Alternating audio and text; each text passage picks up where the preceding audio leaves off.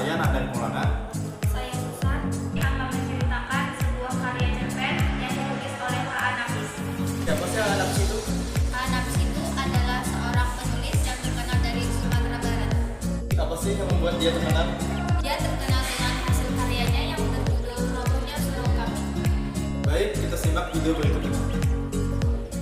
Robohnya Surau Kami ini menceritakan suatu tempat di mana ada sebuah surau yang nyaris ambruk. Kemudian datanglah seorang kakek ke sana dengan keikhlasan hatinya dan izin dari masyarakat setempat untuk menjaga surau tersebut.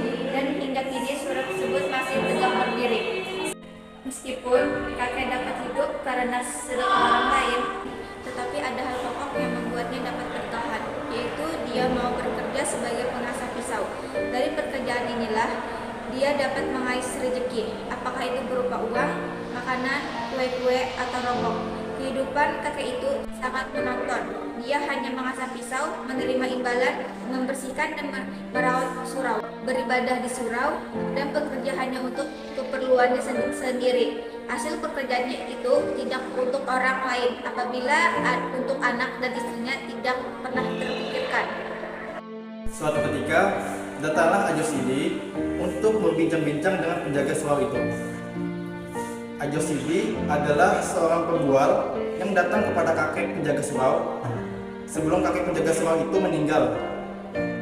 Lalu, keduanya terlibat dalam sebuah perbincangan.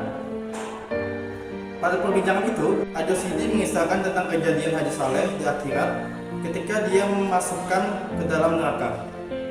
Haji Saleh tidak menerimanya karena Haji Saleh merasa dia adalah seorang yang rajin ibadah. Tak sekalipun Haji Saleh meninggalkan kewajiban Tuhan, bahkan setiap waktunya hanya untuk menyembah Tuhan. Kemudian Haji Saleh datang menuntut kepada Tuhan atas semua yang dia kerjakan. Ternyata apa yang dia kerjakan itu justru salah. Haji Saleh tidak seharusnya hanya mementingkan dirinya sendiri untuk beribadah dan sembahyang setiap waktunya demi masuk surga, dan melupakan kewajibannya kepada anak dan istrinya, sehingga jatuh ke dalam kemelaratan. Itu yang membuat Haji Saleh dimasukkan ke dalam neraka. Padahal dia di dunia hidup rukun, bersaudara, tetapi Haji Saleh tidak mempedulikan mereka sedikit pun. Penjaga surau itu murung, sedih dan kesal. Dia merasa apa yang diceritakan Ajos tadi itu sebuah sindiran untuk dirinya.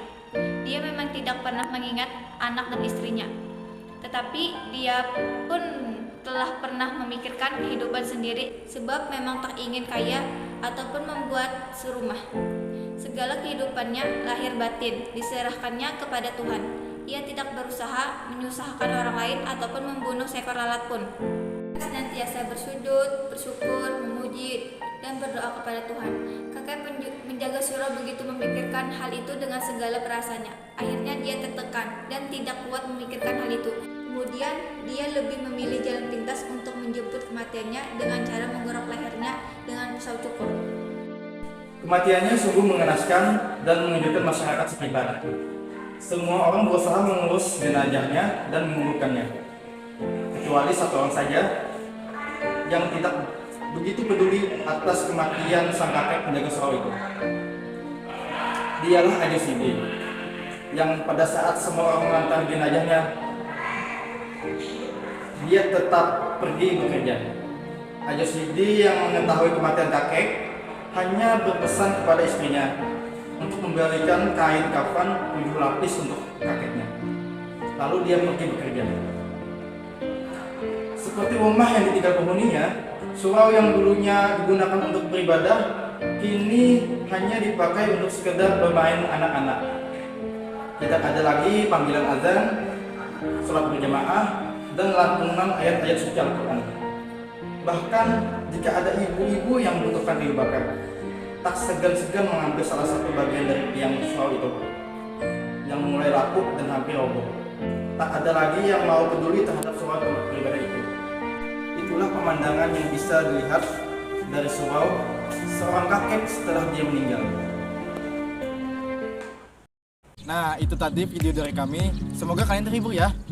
Assalamualaikum warahmatullahi wabarakatuh.